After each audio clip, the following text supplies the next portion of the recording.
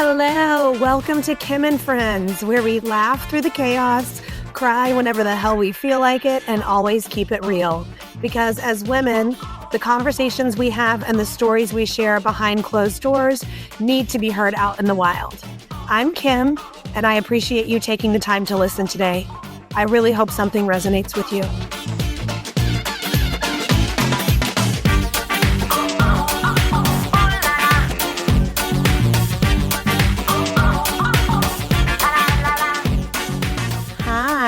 Welcome to Kim and Friends. I appreciate you being here today, for listening. I am very excited to have Michelle in the studio with me today. I do have to say, she is one of those people, y'all. It was instant connection. I mean, it's definitely been a friendship more of quality, not quantity. As I'm coming to find, a lot of the people I've brought on here have been. It's people that you feel like you've spent a lifetime with when you probably collectively have only had like a few hours in the same room together. But we are, in the most St. Louis way possible, have like a bazillion people in common. And if you're from St. Louis, then you know what I'm talking about. Michelle has a mom. She also is a mom. Mama to Petey, Lillian, and Mateo. She's a doggy mom to Sparky and wife to Fabrizio. Michelle is the preschool secretary at St. Francis of Assisi in South County, St. Louis. But her background is actually in mortgage and real estate. She stayed at home with her kids until her youngest, Mateo, started preschool. She then became a certified sub and took a position as a teaching aide. And then she exclusively subbed for a year, and then they offered her the position as the preschool secretary, and she has held that position at St. Francis of Assisi for the past 5 years. She is also a loud and proud breast cancer survivor, and that's what we're going to spend the bulk of our time discussing today. If you listened to my previous mini-sode about my sort of journey with getting to that point in my life where I needed to have scans, and then you know that it's something I think about a lot. So Michelle actually reached out to me on Facebook after that mini-sode, and I thought, what better fit than to have her on to discuss her journey. But of course, as always, her most important credential for the purposes of today's episode is that she is just an incredible woman who I have the fortunate privilege to call my friend. Hi, Michelle. Hi, Kim. Thank you for having me. Yeah, I'm excited you're here. I need you to help me out because middle-aged memory, I feel like I met you even before Daniel and I were together, but I don't know where all that lines out and where all of our crazy, like, incestual St. Louis lines lie. I know you through Daniel. I know you through Susie. But am I making this up, or do you not remember either? It's kind of blurry, thanks to, yes, perimenopause and children and all the things that take our brain cells away for a bit. I do know, at first I thought it was through Daniel. So I went to grade school with Daniel. He was a year ahead of me. Kind of ran in the same crowd. Susie, who you mentioned, is my cousin. My mom and her dad are siblings. I feel like I maybe met you before you and Daniel were so much exclusive. I remember it being in a backyard somewhere for a party. And I don't know that you guys were completely together, but kind of were, if that makes sense. I believe you, Michelle. Yeah. It's foggy, but nevertheless, we met, and I thought you were hilarious and so pretty. And Daniel has just always been super funny. So I love whenever I'm in the company of both of you. So yeah. Okay, well, thank you a million times. Thank you, because pretty is my second favorite compliment to funny. Nothing is better than being told that you are funny. And I really appreciate that, because sometimes you think Daniel and I are both funny. I think Daniel's funny. I think I'm funny. Daniel does not always think that I am funny. And I'm like, no, babe, you have a funny wife. Okay. So I'll just have to he call you next time yeah, he needs a reminder. absolutely. Okay. I want to spend a good amount of time talking about your journey through your breast cancer diagnosis, your treatment, your recovery. But I could not have you on today without at least noting the fact that you were a kidney donor. I was. So, and we did mention that you and Susie are cousins. Mm-hmm. Yep. Your mother and her father, Doug, are brother and sisters. And Doug is who you donated the kidney to, correct? He is. Yeah. Yeah. And how old were you when you did that? I was 24, so started the process a little bit before I turned 24, but the actual surgery took place when I was 24. Wow. Yeah. That's a major choice at any point in your life. Can you walk me through sort of how that came about or what that decision process was like for you? Yeah. So I grew up with a dad who had type 1 diabetes, late onset. He found out 2 weeks before he turned 21. My dad, Pete, was not a sibling to Doug. They knew each other forever. But I grew up with a dad who was managing that, and he was on dialysis for quite a while. He was I think one of the very first few people that received a kidney and pancreas transplant in the Midwest. So he had a transplant in 93 when I was in fourth grade. It unfortunately failed pretty quickly. And he then was put on dialysis, which was really hard, especially back then because there wasn't as many dialysis clinics, I think, as there are now. So like traveling as a child, that never took place. We were always kind of homebound. And it was just hard to watch him. One of my favorite movies, which is also one of the saddest movies, is Steel Magnolias. Oh, God. And yeah, yeah. So I remember the first time seeing that. I guess I was maybe teenager. They talk about Shelby.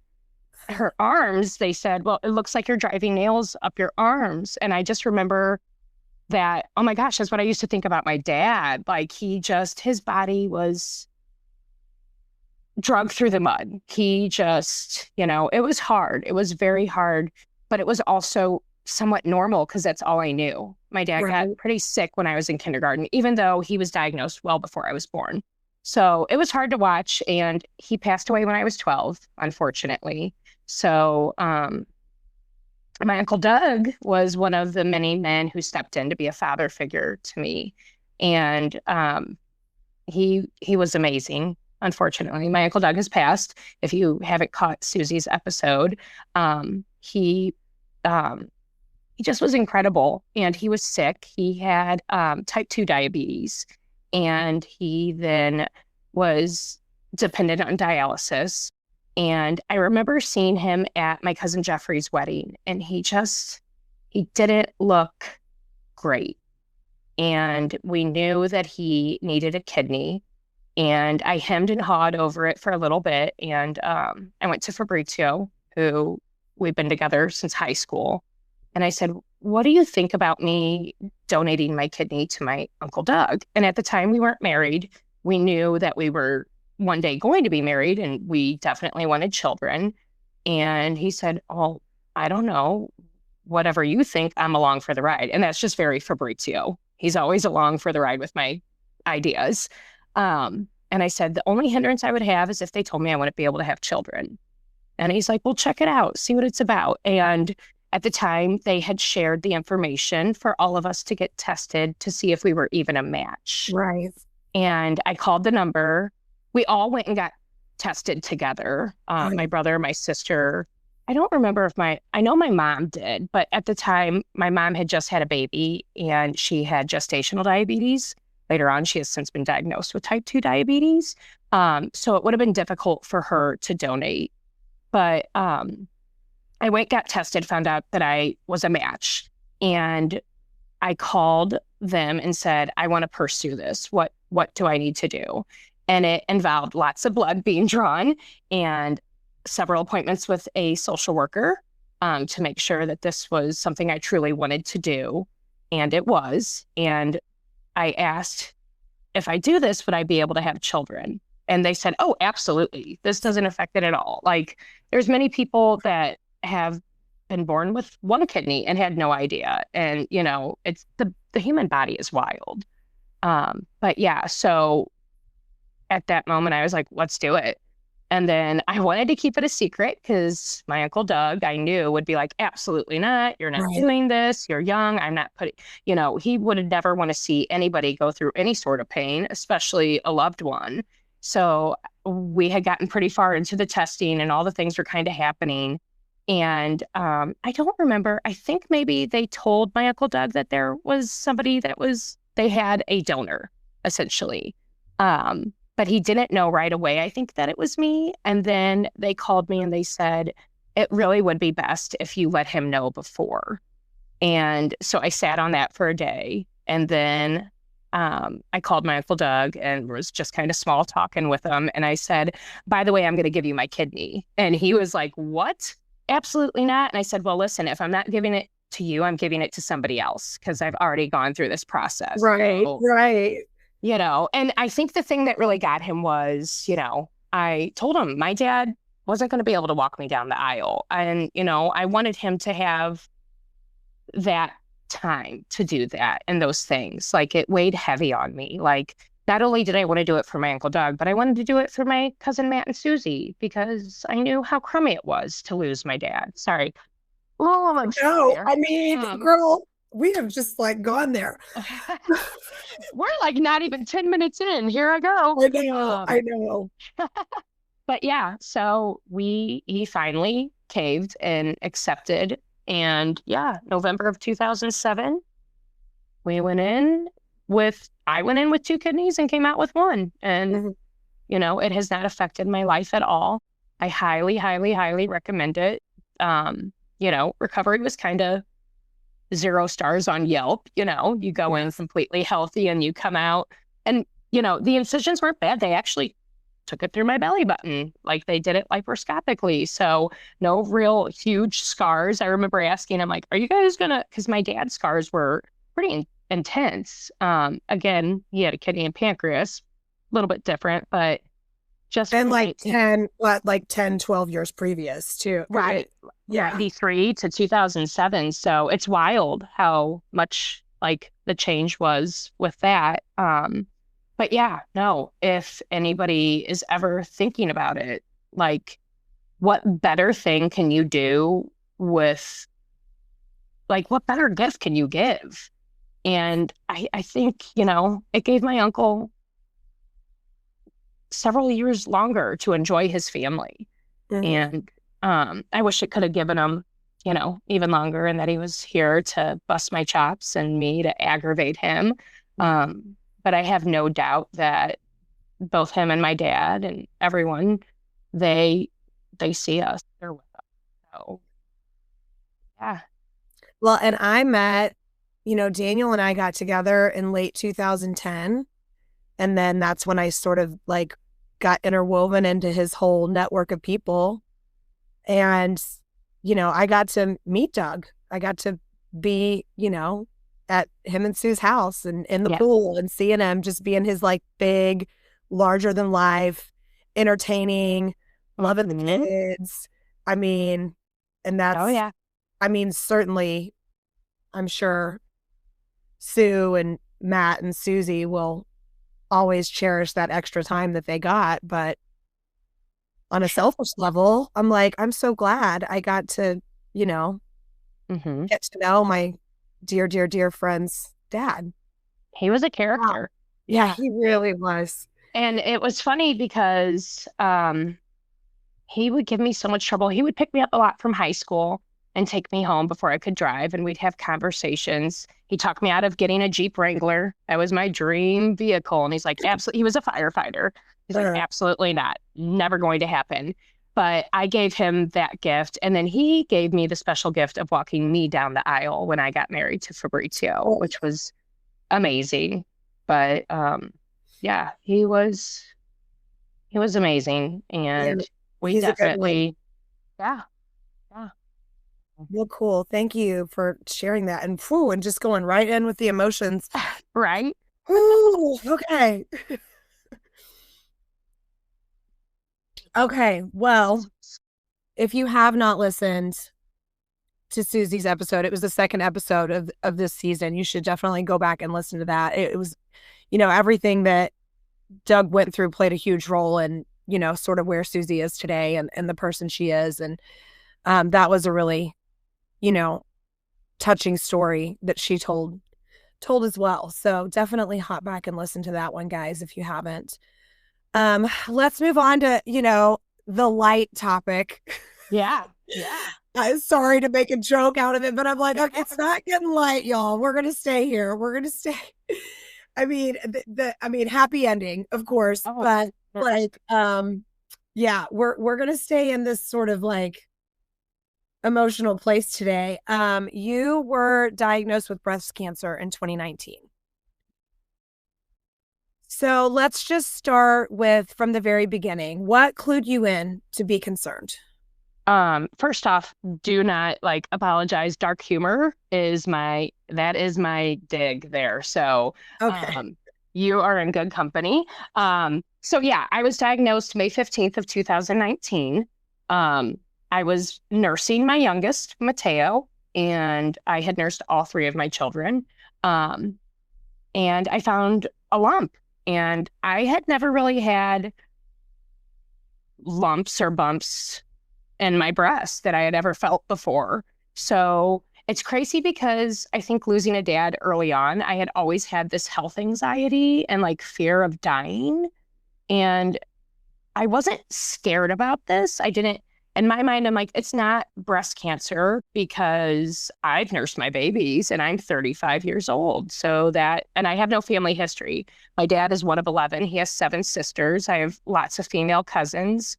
No one on my mom's side, no one on my dad's side has had this. So, Well, I just want to note though, that makes sense though, that you would have this, you were, sort of, I don't know, cursed in a way with this awareness of death. Yeah. At a young age, so that makes sense. You were just carrying a wiser than your years experience, that sort of would naturally make you be more aware of it, for sure. Yeah. And it was ironically, dark humor stepping in. I had started seeing a counselor about a year before I was diagnosed because I had really bad postpartum anxiety. I think I've always had anxiety, just that stems a lot from my dad passing. And we were really diving into that and my fear of dying. And I just remember, I don't mean to laugh. And hey, this is your story, girl. You can laugh at whatever you want. I just remember going to my counselor the week after I was diagnosed, and she knew that I was investigating what was going on, but telling her that I was diagnosed. And the exact words out of her mouth, which I love, was, "Holy shit."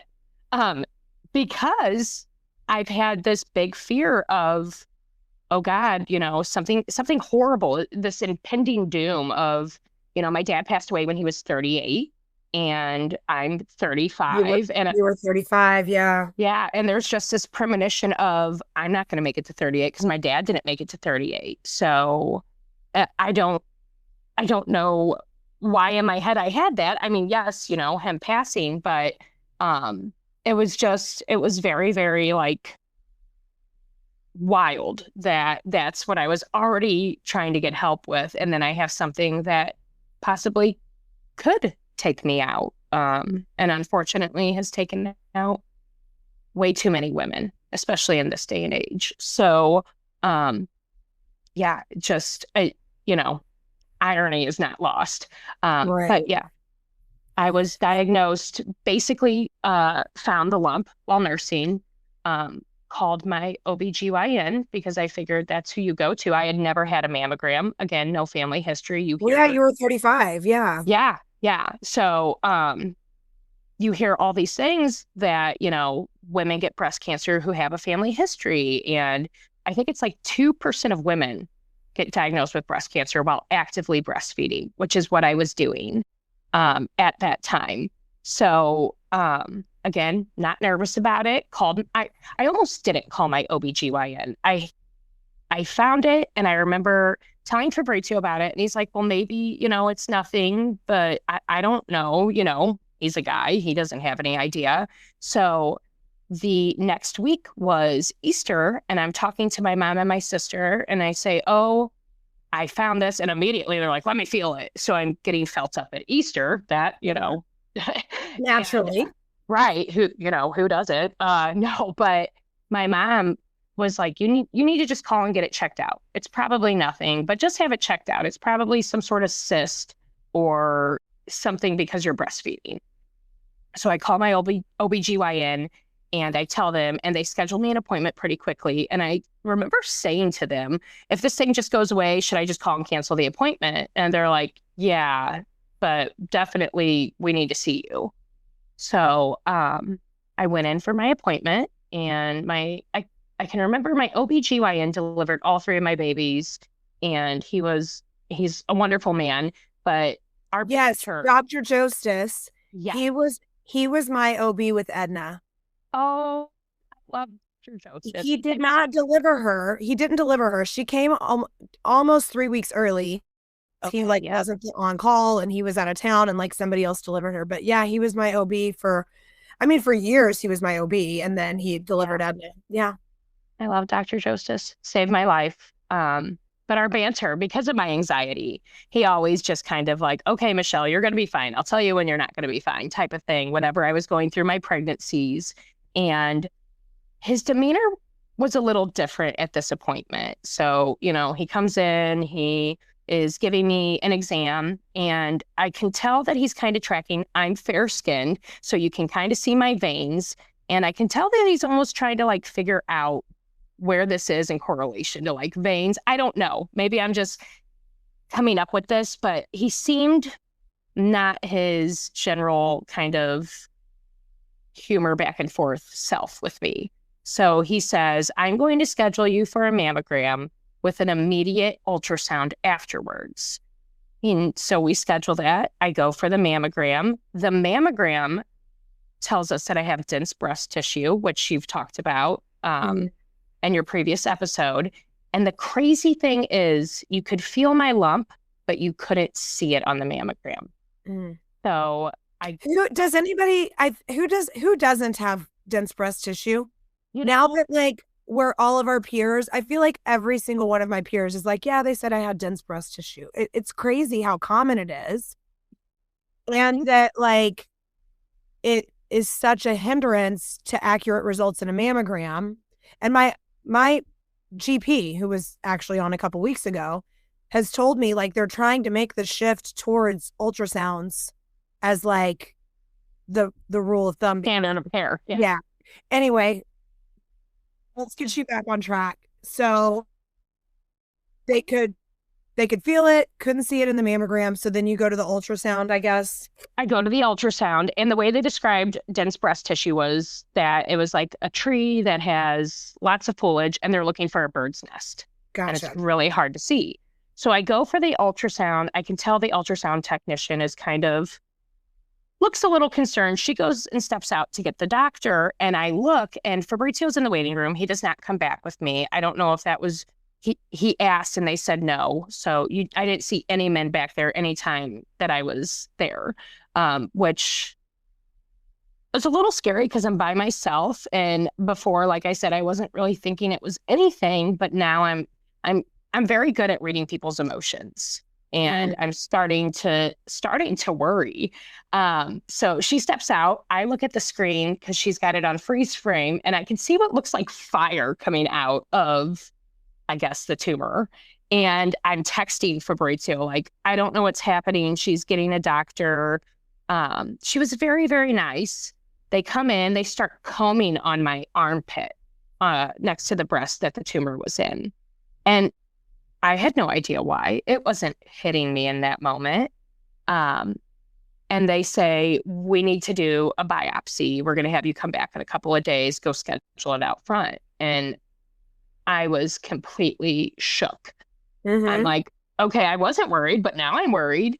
Right. And the ultrasound technician is like, well, there's a good chance it could be some adenoma, something or another. So of course I run to Google and I'm like, yeah, that's what it is. Okay, it's going to be that. So I go for the biopsy, and they were very concerned about hitting, I guess, a milk duct, getting a milk fistula. So that was more of their concern. They wanted me to pump before I went in. I go in, they go to do the biopsy, and I guess they hit a blood vessel. So then they're holding pressure down on my chest for 20 minutes. God love them, trying to get the bleeding to stop. That was the most painful part of it. It was an experience. And then they wrap you up tight, they send you home, and they say, we'll have results in 3 days. Like, great. Go home. Next 3 days go by. I know they're going to call me on this Thursday afternoon, morning, sometime. And I had already signed up to go to a volunteer luncheon type thing at my son's elementary school. He was in kindergarten, my oldest. And how old are all your kids at this point? Petey was 6, Lillian was 3, and Mateo was 1. Okay. So Petey's in kindergarten. I'm getting ready to go up to this luncheon or volunteer thing up at his school, and I get the phone call about 20 minutes before I'm supposed to leave. Oh, and it just so happened that Fabrizio was home. Usually he wouldn't be, but he was, because he was going to watch Lillian and Mateo, or else I would have been alone with Lillian and Mateo. And it's the nurse from the breast center, and she sounds happy enough when I answer the phone. I'm like, she's just going to tell me it's nothing. They put, when they did the biopsy, they put like a magnetic tracer in there. So if it's something they're watching, they can just keep an eye on it, and that can identify it. So when I answer the phone, I'm thinking she's going to tell me it's nothing. Have a great day. And she says, are you alone? And I said, well, no, my husband's here and my kids. And she's like, okay. She's like, we got the results of your biopsy, and I'm sorry to say it's breast cancer. And I just remember thinking, like, wait, what? No, she's got the wrong file. You've made a mistake, dear. And at that moment, she said, if you could put your phone on speaker, I've got a lot of information to give you. I need you to get a pen and paper, and it would be great if your husband could be in the room with you too, so he can help hear some of the things I'm going to tell you. And it just, from there, was a whirlwind. At the time, we didn't know what kind of breast cancer it was, which I didn't even know there were different kinds of breast cancer. But she told me that they were making appointments with an oncologist. My first appointment was with a breast surgeon. And then from there, it was an oncologist and a radiation oncologist. So when they took the biopsy, they sent it off. It told them that it was breast cancer, but they didn't know just yet what kind of breast cancer it was. They were still waiting for the pathology. So that was on a Thursday.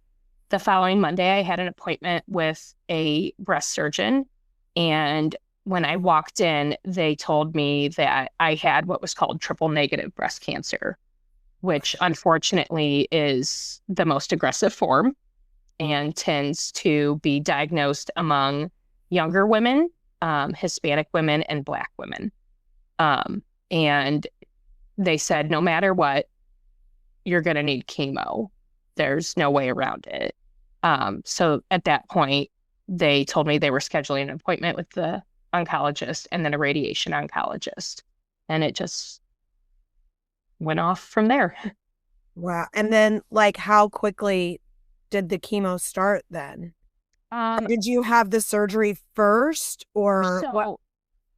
No, I actually, so when they found out it was triple negative, and I believe this is the standard of care now, I'm not sure if it is. If it isn't, it needs to be, in my personal opinion.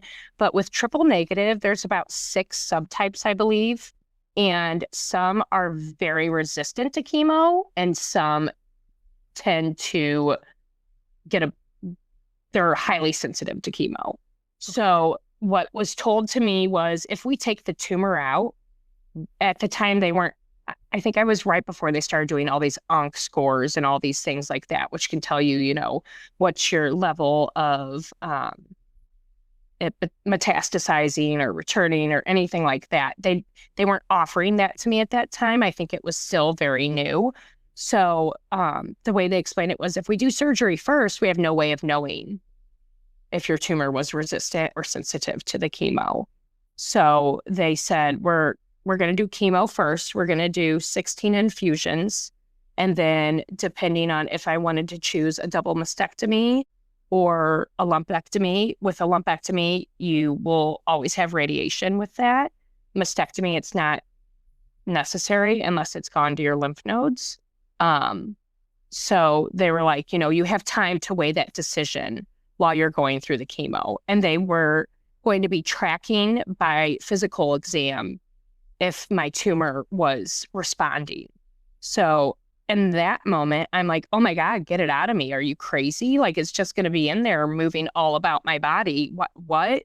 And then I had a come to Jesus moment. I need to keep this thing in here, because what if they take it out and the chemo didn't work against my type of tumor? So I did chemo first and then had my surgery. And then I ended up needing radiation. Okay. And you did do the double mastectomy. I did. So in my mind, it wasn't an easy decision. But in my mind, it was, they nursed 3 babies and they did their job. And it wasn't something that I wanted to, nobody wants to go about having, any sort of breast augmentation with that, you know what I mean? Being your reason to have it, which, a lot of breast cancer survivors, they'll be like, when people say, oh, well, you're getting a free boob job. You get. I did not consent. Yeah. I did not consent. The ones I had before tried to kill me. So yeah. So in my mind, it was take them, because once I was diagnosed, I started getting into these Facebook breast cancer groups. And I spent a little time in there, got a little bit of knowledge, and then I got out of there because it was emotionally too much for me. But I'm forever grateful for all the information and stories that I heard in these groups, because it opened my eyes. It's like learning a foreign language crash course. You're learning about, lymphocytes and all these terms. And I'm like, what does it mean? And they would help me kind of go over my pathology report. Like, does this look good? Does this look bad? Like, things that I was almost scared to bring to my doctor, because I didn't want to hear from him what was going to be the case. I thought, I want to hear from the people that are in it. What is their take on it? So it was, one of those things where women were telling stories of having a single mastectomy and then coming back a year later because it was then in their other breast. Or there were stories of women that were told it was only in one breast, and then they were going to do a double mastectomy anyway. And then they end up finding at surgery, it was also in the other breast. So I'm like, I want them both gone. Let's be done with it. And it's not an easy decision by no means, but. No, none of this is easy, Michelle. Yeah. I just want to commend you, because I think that, like, what you're saying, like several things that you've said in the past few minutes, like, for one, like, doctors have a standard of care and there's procedures and protocols for a reason. And they do have to, like, dot their I's and cross their T's, and they can't let, if they're doing their job properly, they can't let their emotions get wrapped up in all of this and be holding your hand and telling you, well, my aunt did this and this is what happened. But then you did go find that community and those people that could give you that perspective. But then in the heat of all of this, in the midst of all of this, you also had, like, the peace of mind to say, like, okay, but I know when I need to, like, hold a boundary or remove myself from the groups, because you knew there would be this tipping point of, like, okay, this information is useful and helpful, and it's going to assist me. And then there's also a place where I could go off the deep end and really like get consumed and let it take over my entire identity and my entire, I mean, and no disrespect to anyone until you've been in it and you're trying to deal with it, what you'll do as a coping mechanism. And you're going to find healthy and unhealthy outlets just like any healthy person does. Like that. Yeah. But like, I feel like that the fact that when you were like in the midst of all of this, that you were able to like keep your wherewithal to know like, okay, I'm going to take what I can and I'm going to give what I can when it comes to these Facebook groups, but I'm going to also know when enough is enough. So that's awesome that you were able to do that.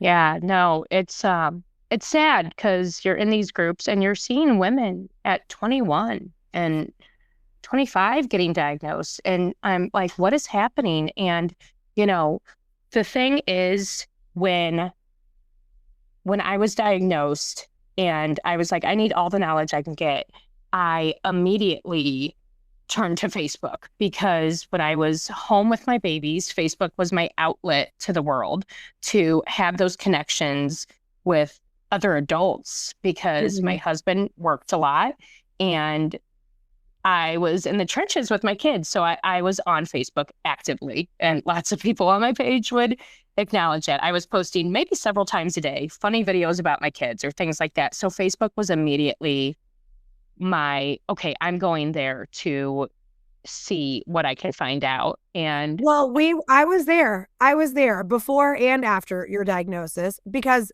Edna is just a year ahead of Petey. You were like me, you, Teresa, Kristen Franceschi, Liz Lupo, Lori, like we all have these kids that are all just within like 6 months to a year of each other. Yeah. And I wasn't even like super close with Lori and Liz until like later. But yeah, Facebook was our jam, man. Like, yeah. And we were just like at home with like a baby on our boob. I mean, and you were your kids are like a couple years apart and like you would like get like a brief stint of a break and then right back to another one on it. Like, yeah. Yeah, we were on Facebook. It was our social life. Yeah. It was. Yeah. That's how, it was when I needed comic relief or when I, had a conversation starter of people, post something and then people are talking with you in the threads and you're like, okay, because Fabrizio's at work cutting concrete. He can't get on the phone with a big saw running in the background and, talk to me about all the things. Didn't mean I wasn't texting him all the time. But yeah, so it was just, that's where I went because that's what was familiar to me. And I knew that I could get the information I needed. And I got so much information, probably too much, but I also met some really incredible women along the way. A good majority of them I've never met in person. Mm-hmm. I ended up leaving a lot of the triple negative groups because it was, where do you go when you're going through something so horrible and you just want, like you said, you want reassurance. And that's the thing I wanted throughout the whole time I was going through it. I wanted that reassurance. I wanted somebody to tell me you're going to be okay. Yeah. And I remember thinking when I was diagnosed, oh, it's breast cancer. That's easy. I'll have some chemo, have a surgery, and then I'll be fine. It did not even come across my mind in that moment that this could come back. This could come back and go to an organ that, my liver, my lungs, my brain, it could wipe me out. And I don't know what in my head at that moment thought, it's breast cancer. That's an easy one. That's the one so many people know about. There's no easy cancer. None of them are easy. But because there's so much awareness about breast cancer, I think I just assumed that this was going to be a walk in the park. And you also, like you said before, you didn't have any history of it in your family, it's not like you'd watched your mom or your aunts or a sister or anybody have any sort of like positive or negative journey with it. And I will also say, I think that was absolutely your survival instincts kicking in. And that was your way of being like, no, I'm beating this. Like, I'm not going to sit at home and go have chemo and go have surgery and then just be a depressed, crying mess. I've got these 3 small kids. Like, it just wasn't even an option. And again, if that is what you did, I have no idea what I would have done or would do. So it's not like I'm saying that's a bad way to handle it. There's no bad way. But you just are who you are. Like you were like, it just wasn't even able to be a consideration for you. Yeah, there were moments like I remember it didn't hit me for a couple of days that this was not something to mess around with. And there definitely were panic attacks. Again, the anxiety. I tried to stay upbeat, you know. I very much believe the mind has incredible powers. So I just kept telling myself, I'm going to live to be 102. I'm going to live to be 102. This is never coming back. Like just, it became a mantra, you know, in my mind that there's no way I'm not leaving before my kids can't remember me. And, you know, I gauged it by like my memories of my dad, you know, and I would think back, okay, I kind of remember my dad when I was 6, but not a lot, you know, and Mateo's 1.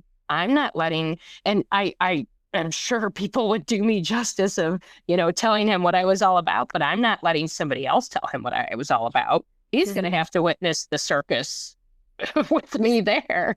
But I did have lots of moments where I came crashing down.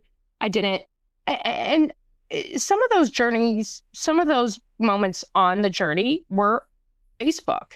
So I named my tumor Felicia and had to go. So we were telling Felicia bye. So bye, Felicia. I remember that. Bye, Felicia. I forgot about that. Yeah. Yeah. So I made this group and it was going to be me documenting my journey. I tried to stay as upbeat as I could. I would report back after pretty much any doctor's appointment, or I wanted people to learn along the way, like what it was really like. You know, just the crazy things like getting a port. So 2 weeks after I was diagnosed, I was getting my port placed, which your port is something that saves your veins pretty much for chemo. It's a device that, you know, kind of goes right under your clavicle and it basically pumps the chemo through your heart. So that it's hitting, the way my doctor explained it to me, cancer is a weed and chemo is the weed killer, and it's systematically just killing it. So I didn't know what a port was. I didn't know that after chemo, my children really shouldn't use the restroom after me because those chemo medications coming out, you know, I remember my first infusion, before my first infusion, they did a chemo course at Missouri Baptist. They were wonderful there. Can't speak highly enough about them and the infusion nurses. Everybody, my nurse coordinator, Keely, oh my gosh, she was my ride or die, that woman. I blew her up just about every day. And Lori Adams worked at Missouri Baptist at the time. Right. She was on with another doctor. So she wasn't my nurse coordinator, but there were times she saw me in the waiting room waiting to go in, and she would sit with me and talk with me because she knew that I was struggling. But yeah, all these things I was learning, I wanted to share it with the world because I thought if anything, going to help somebody else that has gone through it or is going through it, or unfortunately maybe will go through it, and for the caregivers of people that, you know, are taking care of somebody that's going through not just breast cancer, but any cancer, letting them know, like, this is what I'm thinking and feeling, and this is probably very similar to what your person's thinking or feeling. You know, that I don't think a lot of people that are going through cancer talk about the fear, the constant fear, the feeling like you were robbed of the trust that you had in your body. I thought I was healthy. I mean, don't get me wrong. There were days where I was standing over the sink eating the rest of my kids' chicken nuggets off their plate. But for the most part, I felt really good at the time I was diagnosed. I was losing weight and felt healthy and was active. And that was another thing. Like, how can I have cancer? I'm not sick. I don't feel sick. And Well, yeah, you had even like suck out therapy and you were dealing with your postnatal anxiety. You were doing all the things. Yeah. yeah, so it robs you of the naive bliss that you have before you hear the words you have cancer. You know, you can never go back. And I had a grieving process of I'll never get to be that Michelle again.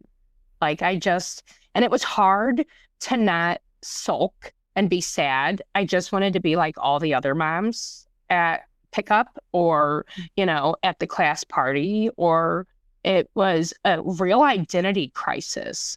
And that was what I probably struggled with the most was I was really sad that I wasn't going to be the same Michelle that didn't know all this. So that was a really hard point in that whole journey of I just want to go back to her. Like I had convinced myself, oh, I think they got my file wrong. And I think there was a story on like people.com or something that was shared on Facebook. And it said, woman receives breast cancer diagnosis, goes through treatment, and then finds out she never had breast cancer all along. And I thought, I really hope that happens to me. As crazy as that sounds, I won't even be mad if they tell me, hey, you know what? We messed up your file. I'll be like, fantastic. Let's have a great day together. Let's move on from this.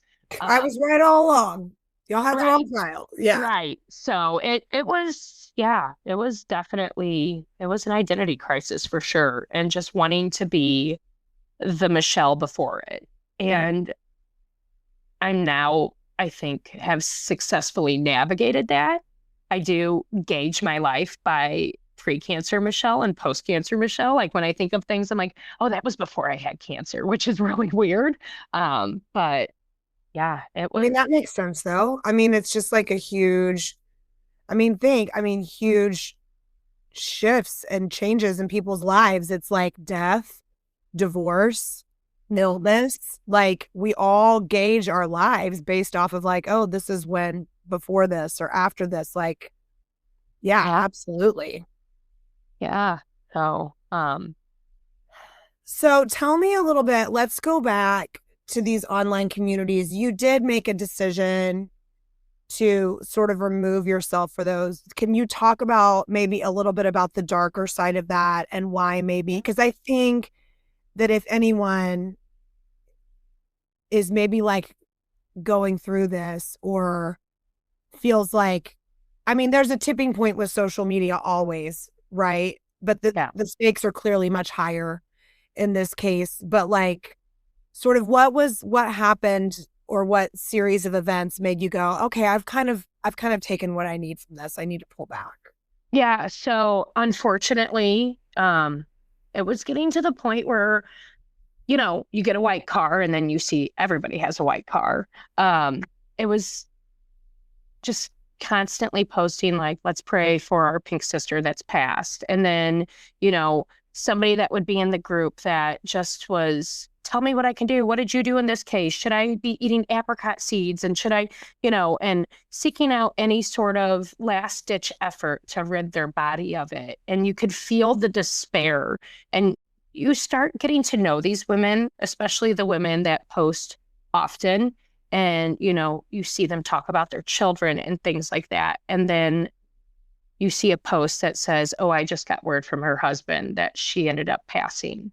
And yeah, so that was becoming something that I felt like I was seeing more and more of. So a lot of those groups I had to leave. There were 2 groups I stayed in. And like I said, I met some wonderful women, and there's been a couple that have passed. And,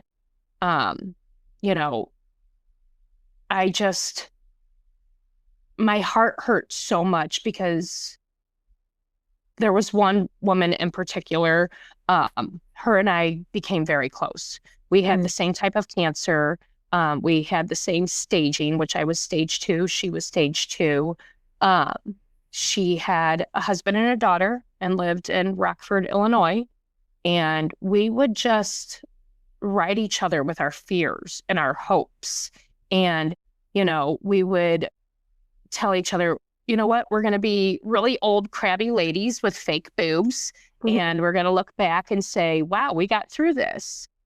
And she ended up getting a recurrence. It came back to her liver. And with triple negative, it's a beast. It's a really, really bad beast. The silver lining about triple negative is when you go through it, if you get to 5 years and you haven't had a recurrence, your chance of it coming back drops down to that of a normal person. Wow. So because it's so fast growing and loves to metastasize pretty quickly, if you don't have a recurrence within 5 years, that's very telling. I want to say she was at maybe 3 or 4 years. So, you're just getting to that point where like, okay, we're getting here. We're gonna be at 5 years in no time. And then she's posting that it's back. It's in her liver. She held on to hope. She was determined to beat it. But unfortunately, when it comes back a good amount of the time, within a year to 18 months, you're no longer here. And I think she was right about at a year. And she then was no longer here. And I think about her daughter all the time and just, how unfortunate that she and her daughter was only in first grade. So I think about her a lot. I didn't know her husband. I never really spoke to him. So I felt weird reaching out to him. Her page is still on Facebook, and every now and then somebody will tag something, and it brings me joy to see, that her daughter looks seemingly happy, but what a travesty that she'll never get to know this incredible woman. Like, she was robbed, and it's very, very, very sad. But, I'm very fortunate that our paths crossed. I just hate why they crossed. Yeah. And then I have women that I've met in these groups I have one that lives in Australia, which, she was one that I hold near and dear. I have another dear friend that I love that's in Georgia, and she knows Mateo loves Bigfoot, and, Georgia has lots of Bigfoot sightings. So she's, sent him things about Bigfoot. She made all of my children these lovely quilts and myself one. And I've never even met this woman. Yeah. But that's just how amazing and wonderful and kind people are, especially when you're going through the same thing and you just kind of hold on to them like they're a flotation device and you're, just, yeah. So, but yeah, the groups that I first entered, I tell people anytime they're diagnosed now, I'm like, you know what? Don't go in them. You don't need them. You got this. Trust your instincts and, just gain the knowledge you can. But I kind of regret I gained the knowledge I did in the way that I did with those groups, because my heart breaks that this is still happening in this day and age. How we haven't found a cure, I don't know. Maybe I won't even go. Yeah. I mean, I think it's sort of the elephant in the room. And yeah. But let's pivot and let's talk about, because you were really open on Facebook and you talked about the good days, the bad days, every time you had an appointment. And another thing that I thought was really creative and beautiful, because you had these young children, is sort of the creative vocabulary or language that you developed around like bringing them in and letting them know what was going on with you, like at their level, and in a way that wasn't like, I mean, I'm sure it's hard and sad when your mom is sick, but can you tell us a little bit, because you were talking about your port earlier, so you came up with all these different things that you told them. Yeah. So I told Petey initially, Lillian and Mateo were really small. And Petey was the one I was most concerned about because he himself has anxiety. I see a lot of myself in Petey. So when I talked to Petey about it, I told him that I had some bugs in my body and I was going to take some medicine that was going to make my hair go away. And its main job was to go in there and kill the bugs. And this isn't medicine that he would ever take, hopefully, this is something special to the kind of bugs that mom has. And, him and I started the mantra of mom's going to live to be 102 and he's going to live to be 102 also. We made a chemo countdown. So I love a good arts and crafts project. I made some pink ribbons and I strung them through a piece of string. And each time I would finish an infusion, we would rip a ribbon off. So it helped them to be part of it and oddly enough, celebrate it. My port was my button, my on button for chemo. So when I went to the doctor, they would turn on my button. Trying to think what else. Yeah, I was just really open with them and tried to explain it from a standpoint of where I thought they would truly get it. Crazy thing about kids is they're resilient and, they just looked at me like I was mom. It was shell shocking for Mateo and Lily because I would leave on Wednesdays for infusions and infusions take several hours. So they were used to me never leaving them. I was stay-at-home mom. They were with me all the time. I rarely went out. So it was a change for them to have somebody come to the house. And Mateo, especially, a 1-year-old with their mom leaving, it was heartbreaking to go out the door and him be screaming at the storm door. And but then I'd come back and he'd climb right up into me. And I remember the first few infusions, my mom was like, "No, come on, Mateo, let's go." And I'm like, "Absolutely not. You leave this baby right here. He's right next to me." And we would have picnics in my room on the days that I didn't feel good because Fabrizio traveled a lot. So the days that I was not feeling great, I would have them get in bed with me. And we thank God Disney Plus. Disney Plus came out the day after my mastectomy. And that that saved my life for recovery. We sat there. Blessings and timing right there. Yeah. So we did lots of picnics where we would just lay in my bed and I don't like my children to eat in their rooms. And I was very anal retentive about my house, but that went away real quick. So who cares if we've got crumbs in the bed? We got a wash machine. We can throw it in there when we're done with our picnic. So we spent a lot of time doing that.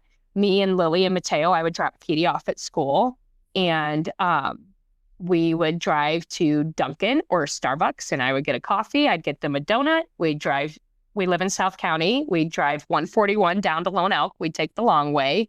Go through Lone Elk. We discovered our community because we would take rides because they were contained in their car seats. I would turn on music and everybody was happy and I didn't have to mom too hard, as terrible as that sounds.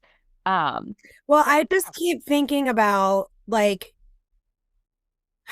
hear it all the time, but this is just this is how it was really folding out for you in real time is our kids just want our time.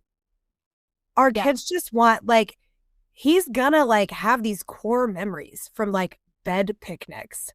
And usually when you're laying around with your kid watching TV, when you're healthy and you are able-bodied and you could get out of bed and go take them here or take them there or buy them things or do a Build-A-Bear or whatever, you're laying there in bed scrolling your phone and they're watching Disney Plus and you're thinking, I should be this or I should be that. And then later on, they're like, I just remember how you would make Kraft mac and cheese and we would get to eat it in your room. And it's the best memory for them, And that did. So I had 15 infusions instead of 16. One of them I got my numbers got really low. They tanked. And they're like, we cannot give you your infusion today. And you feel like a failure. You're like, oh, no, I need this. If I don't get this, what happens? And some women, if they have to miss an infusion, they'll tack it on at the end. My tumor was pretty much you could no longer feel it. My oncologist could no longer feel it within like a month of treatment starting. So we knew that it was working. We were hopeful. I started my first infusion 2 weeks after I was diagnosed, and I ended my last infusion on my 36th birthday. So the day that I rang the bell was my rebirth. It was amazing. The nurses there brought in a cookie cake and balloons and celebrated not only me ringing the bell, but me turning 36. So that was my goal, and they knew it because I kept saying, "Oh, I'm going to ring the bell on my birthday." And I was really scared. And I remember when you go in for an infusion, they do labs before to make sure that you're healthy enough to get your infusion. And I think it was either the infusion before there or the infusion before, 2 infusions before, because the first infusions I went every 2 weeks, and that was with the Red Devil. That's what they call that chemo drug. It's really, really potent and has some really awesome side effects, let me tell you. So you only get 4 of those per lifetime because that drug is so toxic that's the lifetime max is 4 infusions. And those were every 2 weeks. And then I started going weekly. So I remember coming in for that last infusion, and we were waiting for the labs. And the nurse started to walk over, and her face looked like we weren't going to be able to do it. And I'm like, oh no. And she walks over and hands me my lab report. And she's like, let's get this started. She's trying to trick me. Yeah. Yeah. So that dark humor, they knew you by then.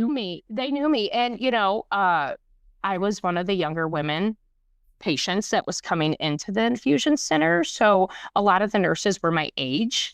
And, you always knew when Michelle was there because, I'm loud. I have the gift of gab. And they would sit and talk with me. And they really became like friends. Speaking of friends, I would watch it every infusion. That's, one of my memories. I'm recording in here. I didn't know you were going to be home this soon. Can you give me like another 20, 30 minutes? Sorry. We had enough. Whoops. Oh, life of a mom. But yeah. So October 9th, last infusion. Then I had to get my strength up to endure the surgery. So I had my surgery on November 13th of 2019. Had a double mastectomy, went straight to implant because when I was first diagnosed, they didn't suspect that it was in my lymph nodes. So when I had my surgery, they that magnet that they placed in the tumor, that's all that was left. But they noticed some fibrosis, some scarring in one of my lymph nodes, my sentinel lymph node, which suggested that the cancer did try to go to my lymph nodes, but the chemo stopped it. So I ended up having the, best outcome possible. It was a pathological complete response, a PCR, which I would talk about those all the time on my Facebook page and how I was going to have one and pray that I was going to have one. And that's what I needed to have. So I had it. I, spoke it into the universe and it happened. So very, very exciting. I thought, okay, we're done. We heal now. And then I got a call from the radiation oncologist nurse saying, we want to set you up for your consultation. And I said, no, honey, you don't understand. I had a PCR. I don't have to have that. And she said, well, I think you need to talk to your doctor. And so I talked to the radiation oncologist and my oncologist.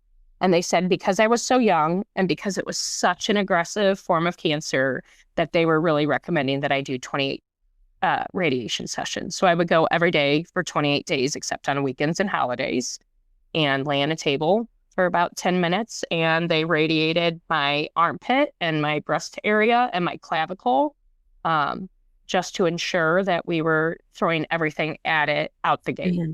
And that was my mindset. I have to do everything they're offering to me right now, because if this thing comes back and I didn't do something, I'm going to be so mad at myself. So you said earlier, usually you don't do radiation unless it travels to the lymph nodes, but they didn't have indication that it had traveled to the lymph nodes. But because of your age, they just wanted to hit it with like everything but the kitchen. Yeah. Like they just wanted to throw everything at it. When I was diagnosed afterwards they did a breast MRI, and the MRI showed that it did not look like it was in my lymph nodes. And I started chemo quickly within 2 weeks of being diagnosed. And either it just grew that quickly, or it was maybe so microscopic that the scan didn't pick it up, which is really scary to think about. Um, but and they couldn't confirm when they went in and did pathology on the lymph nodes that they dissected at my surgery that it was in fact cancer. But they've seen it so many times, the fibrosis. They couldn't tell me for sure, yes, this is cancer. Okay. We have to radiate. But there was a high likelihood. That's why I had that fibrosis. So, and actually my breast surgeon, Dr. Margaret Taylor, she's incredible.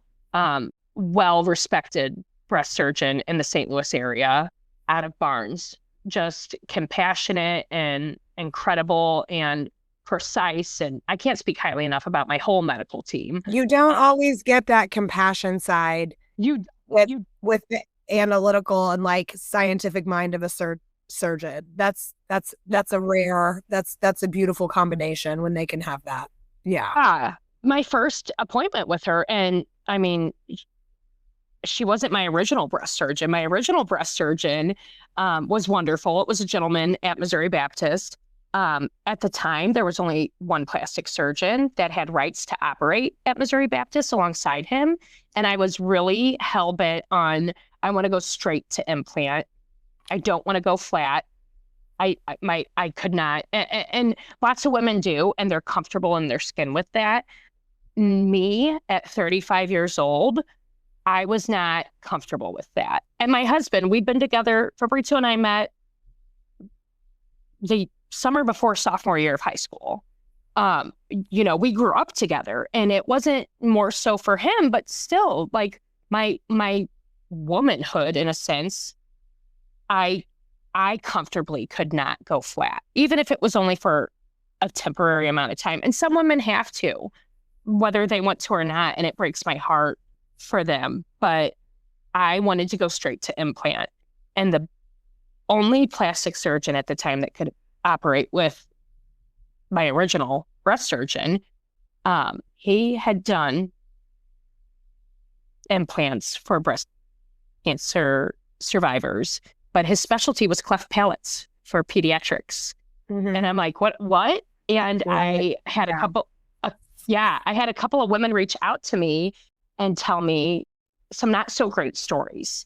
And my gut was telling me, like, I had a consultation set up with him, and they canceled on me twice. And when they called me back the third time, I said, you know what? I think that I am going to figure something else out. So I went to one of those mom groups on Facebook, not mom groups, I'm sorry, breast cancer groups. There's one that I'm still a part of. It's Young Women in St. Louis Breast Cancer Group. And I explained the situation, and immediately Dr. Julie Morgan Taylor, get in with her. So I call, and she's very well known, well respected. She's fantastic. I call and I explain to the nurse, and I'm kind of in tears because I'm like, what am I going to do? I don't want to go flat, and I have to have a surgeon that, can have a plastic surgeon do implants. And they said, well, she's booked, but she did just have a cancellation for next week that called today. Bam. And it was just a God wink moment. Like, what? And she's like, I'm putting you in. And I met with her. And the first thing she said to me, I always wear this necklace with my kids' names on it. She walks in and she says, asks me how I'm doing, looks over, sees my necklace and goes, are those your children's names? And I said, they are. And she said, they're beautiful. And she sat there and talked to me about my kids for a little bit before we got into the nitty gritty of it, and wanted to know their ages and what they were into. And she was just so warm. And again, that reassurance is a liability. So she couldn't say, you're going to be fine. I'm going to cure you. It's going to be good. But there was a warmth and compassion about her. I left there feeling so secure that she was going to take care of me. And seen, yes. We And all want to be seen. Like, yes, yeah. And she was incredible. And I got hooked up. She recommended me to a plastic surgeon that actually didn't do cleft palates, worked on, doing breast augmentations for breast cancer survivors. She does other things too, but she was incredible. And, I just right place, right time kind of thing. And mm, I loved my previous breast surgeon, but I got very lucky to get in with her, and she was just wonderful. And when the pathology came back, she said, "Michelle, we got the best outcome." She's like, "You have a 5% or less chance of this coming back. I don't think you need the radiation." And then I had my oncologist and radiation oncologist saying, "No, it looks more like an 18 to 20% chance of it coming back. We really think that you should do this." And I hemmed and hawed, and it was a hard decision because radiation is not fun. And I really, really, as sick as this sounds, I really respected Dr. Taylor, and I was really nervous that she was almost going to be upset with me for not taking her recommendation because she was just so incredible. And I thought she was so smart and wise, and, she had my best interest. And I told her, I'm like, I really, really appreciate your recommendation and respect you so highly. But I feel like if I don't do this, and God forbid this comes back, I will forever beat myself up. And right. she's like, you got to do what your heart tells you to do. She didn't yell at me. She didn't tell me I was the worst, all those things you think in your head. So, yeah. So my last radiation session was on July, January 31st of 2020. A month and a half later, COVID hits. And while the world was shutting down and it sucked, and, ever it was terrible, a terrible moment in time, I was really grateful that I got back that undivided attention with my children that I missed out on Wednesdays. So silver linings, COVID was awful. And I'm heartbroken for so many friends who have lost loved ones to it. And I really wish that wasn't the way that I got that time with them. But I was really thankful for that bit of time to reconnect with them. Well, there's couple more things. I know I'm keeping you a long time, so I appreciate you gathering with me. There's just a couple other things that I really do want to touch on. And I think that, we discussed how, just from the perspective of like connection and our people, and you had your online community and you had your family, your mom was helping with the kids, you had the narrative and the vocabulary that you created and the crafts that you did, with PD to help with that. I want to talk a little more about you and Fabrizio, and sort of, again,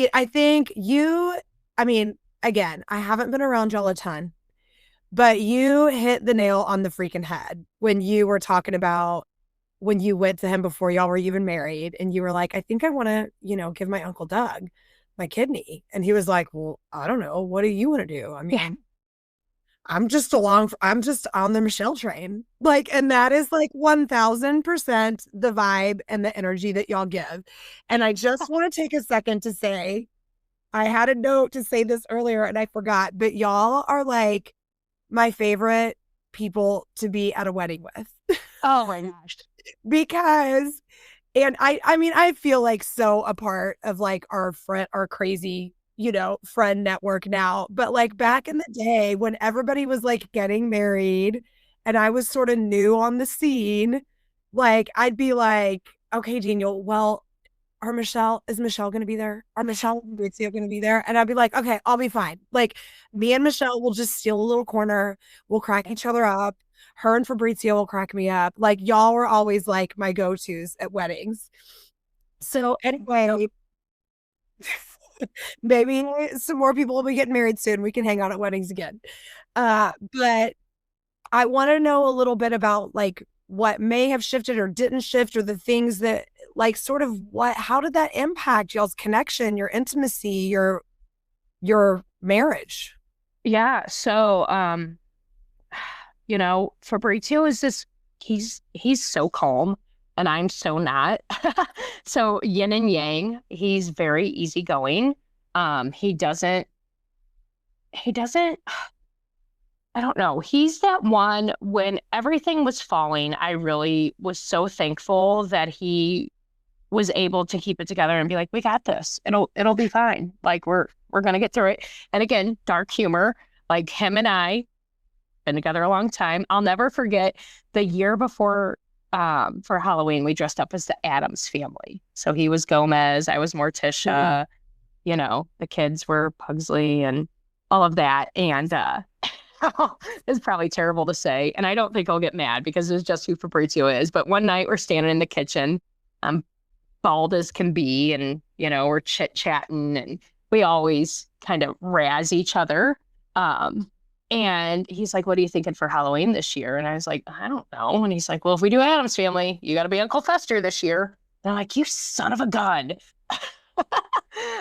He tried to make me laugh or make light of anything and kept me super grounded when I was spiraling, which was a lot at times. He did travel a lot while I was sick. And sometimes I would wonder, was that a way of him coping? Because it was probably weird for him to see me not constantly on the go, because he's been notorious for, he'll come home and relax and I'm bebopping around the house wanting to do all the things. And he'll say, just relax, just sit down, it's fine. You don't have to do all that right now. So I think he just, he's always the calm to my crazy. So he was just always, we got this, we'll figure it out. And that's just his style to this day. When I come to him as Chicken Little and I'm like, the sky is falling, he's like, no, it's not. We'll figure it out. Everything always works out. So it was really nice to have that. Yeah, Fabrizio's like, I'm handy. He's like, I'm handy, Michelle. I'll build us a new sky. Yeah. He's like, we'll figure it out. And, he traveled a lot while I was sick. It wasn't like he was requesting it, but I think on one hand, while he hated to be away, I think it was also really hard for him to see me in a different way than he ever had. I am just that person who bebops around all day doing all the things. Like I can't sit still. It's my anxiety and ADHD. Like if there's a sink full of dishes, I'm not relaxing until that sink full of dishes is gone. And he would constantly be like, settle down, sit down. It'll be there. It's fine. In the days that I was sick, I was not bebopping around. And while he had always told me not to worry about it and to just relax and to chill, he knew that this was something that it wasn't something that I wanted to stop for on my own. Like I was being forced to stop. And I think it was hard for him to see me like that and see me in that light. And, he hated being away, but I think he struggled with that. And the thing is, like, he didn't ever want to take away from me. Like, don't worry about me. You're the one going through the bigger thing. Like, I'm fine. It's fine. We'll be fine. So, we've never really talked about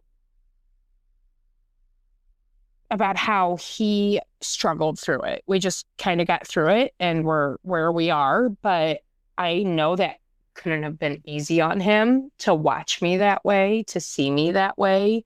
But he kept the humor through it all and the calm.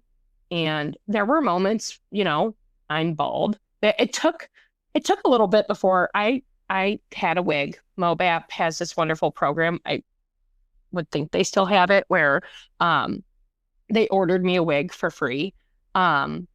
I didn't really like wearing it unless I was like at a wedding or somewhere I couldn't wear a baseball cap. My go-to was a baseball cap.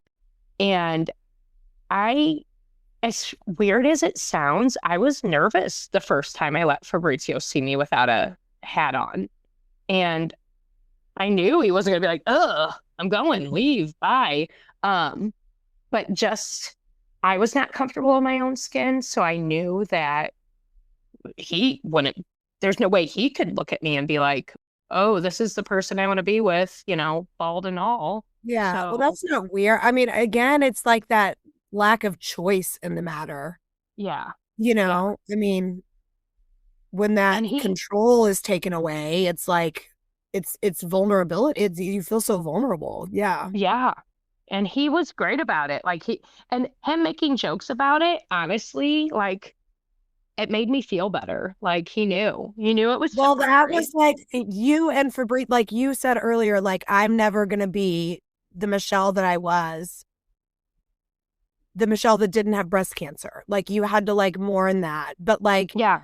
Fabrizio just being the Fabrizio that he had always been, I'm sure that constant was Yeah. like, yeah, that's Yeah. beautiful. No, it was, it was definitely awkward at times for sure. But we got through it together. Like we just, and not that we made little of it because it was really scary, but the moments we were together or were talking, unless it was me spiraling and what if this doesn't go the right way? And what if this? And, I remember making a video like right after I was diagnosed and knew what the treatment plan was going to be. I made a video to the kids of all the things that I at that moment could possibly want to save in case things went south.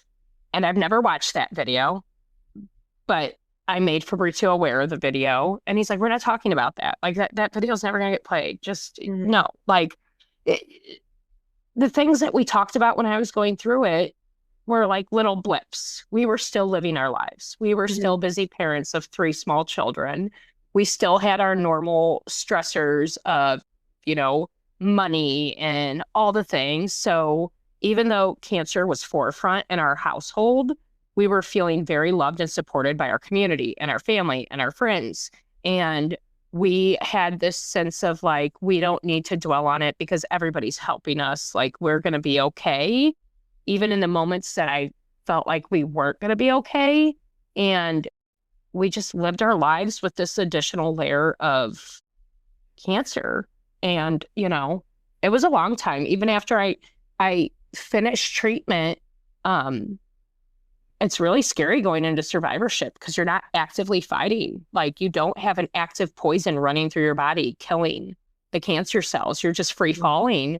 So, we weren't necessarily prepared for that. And we navigated it. And there were, times that I would come to him like, oh my gosh, my stomach's been hurting for this long. I'm worried. He'd be like, call a doctor. It's fine. We'll figure it out. Like he was constantly calm and trying to keep things as normal as possible. And when I think things didn't feel as normal as possible, he did a really great job of not pushing it aside, but like distracting me as best he could. Not that he didn't want me, it wasn't important or things like that, but he wanted to ground me and bring me back to, okay, this is going on. We're going to be okay. But we got this going on. Mateo just ripped off his diaper and is running through the house. Maybe we should get that. Mhm. Like, he was just he was my calming force through it all for sure. So Just the way that he always has been. Yeah. yeah. Like that And constant. Yeah. and comic relief when needed. Yeah. And Yeah. yeah. So he let me win a lot of fights during that time, probably because he felt sorry for me. But he'll probably never admit that, but I know that's why. Yeah, So that's the thing that changed. The fighting was probably a little different, right? yeah, for sure. It definitely, things definitely take a back burner when that's going on. So Mhm. yeah. Okay, well now that you are, I guess, for a better term, the other side of things, I don't know if you really feel completely out of the wood. What does you so how many years cancer free are you? So it depends on who you ask. The American Cancer Society says, oh, I think we froze again. Yeah, I Can you got you hear? though. Do you have me? Okay, sorry. Yeah, it's okay. Yes. Sorry. Um, So the Cancer Society, I'm getting that American Cancer backwards. Society. Thank Yeah. you. So yeah, that goes off of when you were diagnosed is when your survivorship starts. So that would be 7 years on this coming May 15th, which Okay. very thankful for that. Right around the corner. Yeah. My oncologist said the last chemo infusion, so that would be my birthday. So that would be 7 years in October then. So I'm past that 5 years mark, which Right. is wonderful. Life is so much better on the other side. Still have some things that I live with. I was thrown into menopause during chemo, so that sucked. And then my body came out of it, and now my body's trying to go back into it. So I'm very lucky to go through menopause twice in my life. How fun. What I a know. beautiful side effect. It's amazing.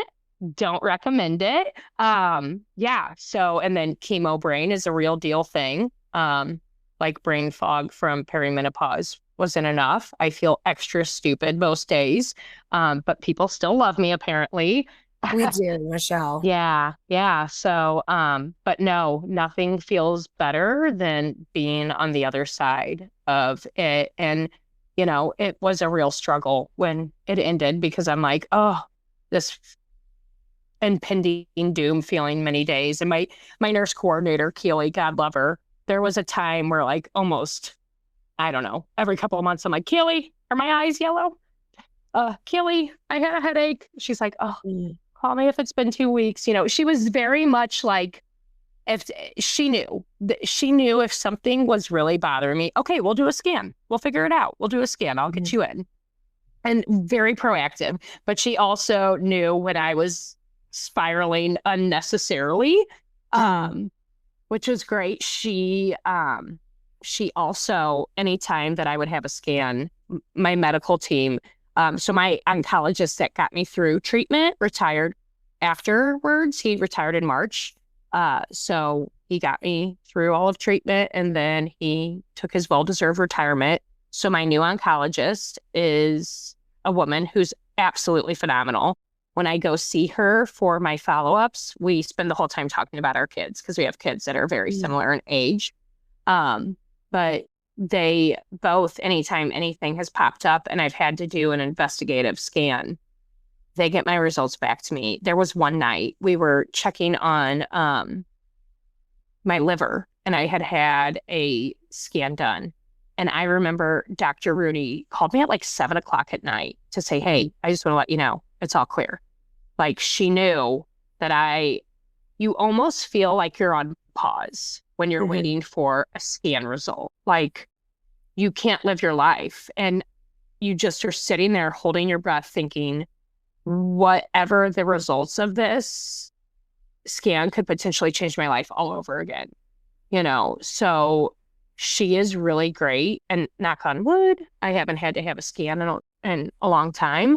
But they were always very cognizant of the fact that they know Michelle and they know Michelle is spiraling and she cannot think of anything else until she hears that it's the all clear, hopefully.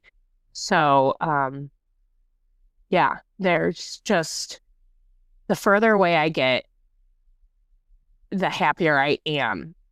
But I'm forever going to have that feeling of what if. And it's a lot more silent than it was initially after treatment, but it's still always going to be there anytime something lingers for a while. And it's funny, the things you think about, like any little thing to where you're like, okay, am I, are my eyes looking more yellow? Or that backache that I have, did I maybe getting older? Did I maybe just twist weird and I'm suffering a little bit of a muscle cramp? Or you're just always second guessing what is going on in your body. So, well, yeah, that trust, you have to rebuild that trust that was broken. Yeah. And I don't know that I'll ever fully trust my body again. And it's crazy because it's not just me. Like there are times where I look at Fabrizio and I'm like, okay, like I start scanning him or the kids, any little thing. It's just, and that's it's probably not healthy and I should probably get back to talking to my therapist about it. Girl, shouldn't we all? We all have something You we should be know, talking to our therapist about. but yeah, it's not just my trust in my own body, it's the people I love too. And, Mhm. because I know what I've been through and watching out for certain symptoms, I can't help but like pay uber extra attention to things whenever like Fabrizio's like, oh, my back has really been bothering me. I'm like, how long? Is it waking you up at night? Like all the Mhm. things that I'm supposed to look for, I'm now gauging everybody. So, and I unfortunately have cancer to thank for that. So, yeah. Well, all I have to say is you made it past 38. Hmm. You made it past 5 years. I mean, it sounds to me like you're living to 102, Michelle. You're 102. You and Petey manifested it. Oh, yeah, we did. Yep. That's the only story I'm telling myself. Yep. Uh, Well, thank you so, so much for just sharing like so openly. A lot of this I sort of knew or kind of knew or I remembered as you were telling it because I definitely was, right there following along on Facebook. And yeah. I'm just so grateful to you for how open you were then, how open you continue to be. Just for my own personal comfort because, as everybody heard, it's just, I mean, and maybe my fear isn't this like larger than life. Like maybe most women my age are sort of living in that same sort of like, because, I hear you say like, you get those scans and you're just frozen in time. But I'm like, well, yeah, and your stakes are so much higher. And that's sort of how I feel with every stupid mammogram. Like, it feels like I'm kind of frozen until I get Yeah. that, like, so I can't even fathom, Everything just goes on pause. yeah, And coming out on the other side as a survivor and how those things must feel. You're such a generous, open, loving, kind, also wickedly funny, gorgeous human in my life. So I appreciate you so much. I appreciate your time today. And I know that a lot of women on here will appreciate, everything you shared today as well. well, thank you for having me. I am always happy to share and probably share too much sometimes, but No, no such thing. There's no such thing, especially on Kim and Friends. Like too much information is not a thing. We want all the information here. I love I it. love you dearly. I mean, we're all like old. So unless some of our friends that are like getting divorced and are getting remarried, like our odds of seeing each other at a wedding are getting lower and lower. So like we need to just like grab a coffee. Yeah. All right. Well, I will text you after this recording and we'll get something scheduled. I just love you, girl. I love you. Thank you so much. Tell Thanks, Daniel I Michelle. said hi. I will. Have a great evening. You too. Bye, Kim.